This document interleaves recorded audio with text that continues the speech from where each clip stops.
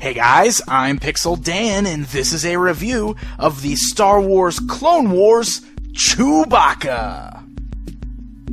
Everyone's favorite Wookiee made an appearance in the Clone Wars animated series, and now we've got a brand new action figure based on the way he looked in the cartoon. Now everybody loves Chewbacca, so let's take a look at this action figure to see how he measures up. Now, Chewie comes in the standard Clone Wars packaging. Now, this, of course, features the Darth Maul appearance at the top of the package, which is on all of the current Star Wars products right now. This, of course, is because Darth Maul is a huge new member of the Clone Wars cast this season, and, of course, Episode 1 recently was re-released in theaters.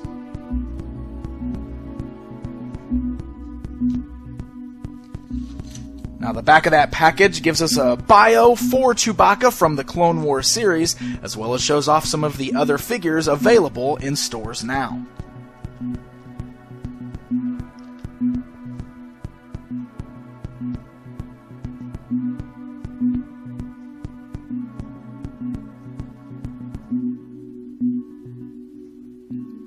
Now, the Clone Wars cartoon series is known for its stylistic versions of all of these characters. It's definitely got its own look. And while Chewbacca still looks like a Wookiee, he definitely does have some stylization to him that makes him fit in with the Clone Wars cartoon. And this action figure does a pretty good job of capturing that look. The figure seems a little more slender than we usually see for the Wookiee figures. You can see the arms seem a little skinnier, and one of the more notable things are the fingers and especially the big Wookiee toes that are hanging out of the fur. We don't usually see that. The face sculpt on the figure is also really good. It's definitely got that Wookiee look, but the eyes definitely have that animated look to them. And the overall paint job on the figure is really well done. It's got a nice light brown mixed in with some darker browns with a good wash in between that helps bring out the details of the sculpt.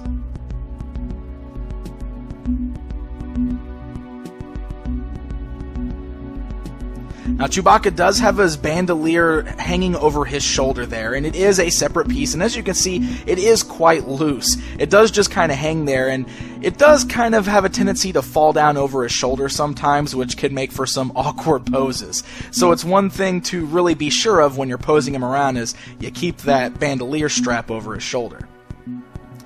Now, as far as the articulation on the figure goes, it is pretty standard for this line. The head does move left and right pretty well, although the sculpt of the hair does hinder the movement over the shoulders just a little bit. The shoulders are on a ball-like joint, rotating 360 degrees and moving up and down with a nice little click in there, so they're nice and stiff. There's a twist right above the elbow, as well as the regular elbow bend joint. You got a wrist swivel. The waist swivels, and you can see the cut's kind of nice there, the way they got the hair hiding the waist joint there. So he's actually kind of on a ball. You can see it rotates all the way around. And then the legs are able to move forward and backwards. You got swivels right above the knees, the regular knee bends, and then no other articulation underneath that. So the feet do stay completely flat. Now, one good thing about the figure is he does include a display base, which is very helpful, especially since the feet are not posable on the figure, so this does help him to stay standing. And I'm always a big fan of these stands coming with these action figures, so kudos to Hasbro for still including these. Now, Chewbacca includes 3 separate accessories. First of all, we have this single-handed blaster rifle. It is a silver plastic with some red details on there. Then we have the more famous bowcaster, which is what we all are used to seeing Chewbacca carry. It's very nicely detailed, but it is all just the same gunmetal colored plastic. But it fits in his hand very nice. You can get a lot of really cool two-handed poses with it.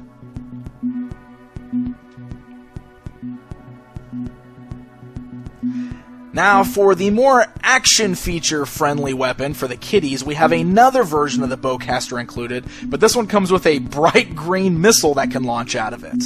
Basically, just by pushing the back of the missile there, you send it flying so that you can knock down some of the other figures.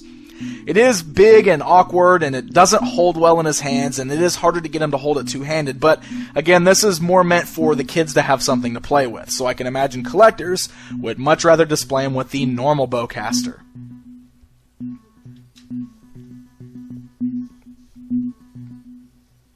Now, just like all of the other Clone Wars and basic figures in the line, he does come with the Galactic Battle Game. So he includes one little card that features some stats for the character on there, and includes a die that you can use to play a game with your action figures. And of course, that card can also attach to the figure stand, and the instructions are also included so that you can play the game. I do think it's kind of neat that they've included this, especially for kids, giving you another play option with the action figures.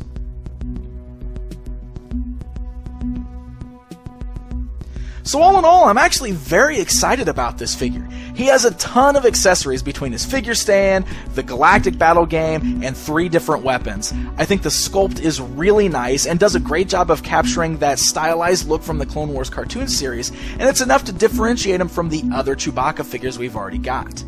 So if you're a fan of Clone Wars, I would highly recommend seeking out this Chewbacca figure and picking him up.